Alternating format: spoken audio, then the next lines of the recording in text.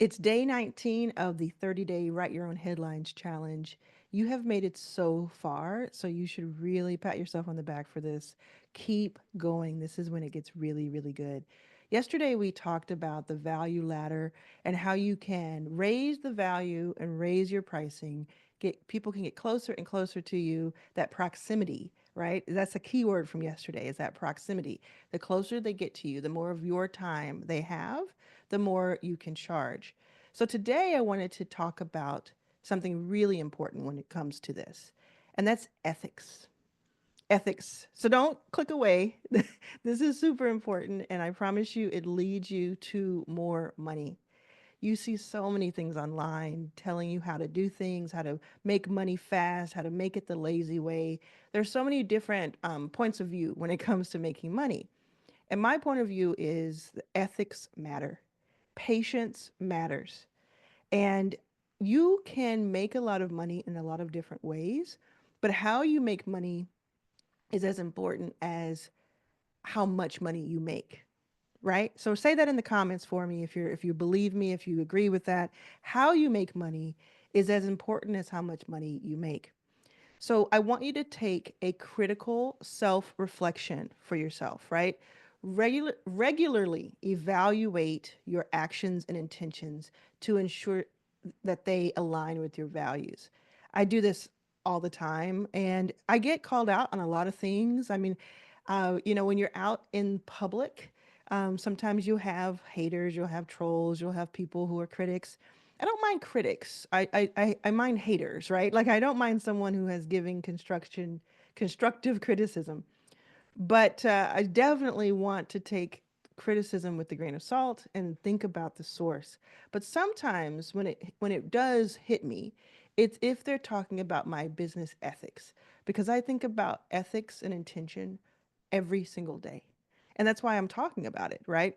And I want you to also surround yourself with people who you feel lift you up and are a good example for you and can be your accountability partners.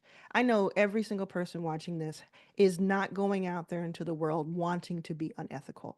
That is not the play. But think about who you learn from, think about what you consume, think about how you present your offers. Because we're talking about these ladders and we're talking about, ascension, and there's just it's such a murky area, it's such a gray area. If you know what I mean, right? There's sometimes people can kind of manipulate other people into giving them money. That's not what we're trying to do. We're trying to say, like, when people go to these colleges and universities and they're studying their MBA or they're studying some sort of business and accounting, what they're learning, and you may have already learned this, right? What they're learning is about how to like ascend their customer, and even places you go to, McDonald's, the movie theater, all of these places, they do the same thing. So that is what we're talking about. We're not talking about some sort of pyramid scheme or scam or anything like that. It's just a natural ascension of, does the customer want more of what I have to offer? Am I valuable enough to them that they want more? They're willing to pay more to get even more value. So integrity over profit. There's no amount of money that is worth compromising your ethics or causing harm to others. There are very wealthy people in this world who do not believe that. And we have to counter them. Now, there are a lot of wealthy people who do believe that it is important to be ethical with their money. Which one do you want to be? Which type of rich person do you want to be? It all comes down to that. Some people are intoxicated with wealth, especially if they've never had it. They're intoxicated with wealth and financial success because it can be rewarding. But it's important to stay as grounded as possible. I'm not telling you that as a Black woman, you need to go out and be humble. I'm never going to say that. Or as any type of woman, I'm never going to say that. But I am going to say that there's a grounding that we can do ourselves and think about what is really important to us. So use your resources to uplift yourself and uplift others, whether it's through your family foundation, like we talked about, or other. Now, you are going to navigate criticism, as I mentioned. The more you ascend, the more you get, The more people who follow you and the more money you have, the more criticism you will also attract. It's just kind of a math game.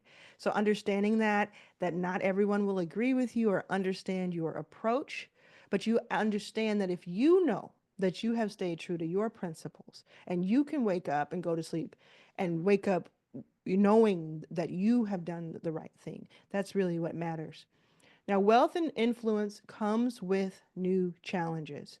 If you approach these with care and you know that your impact matters, then the hard times will be easier to withstand.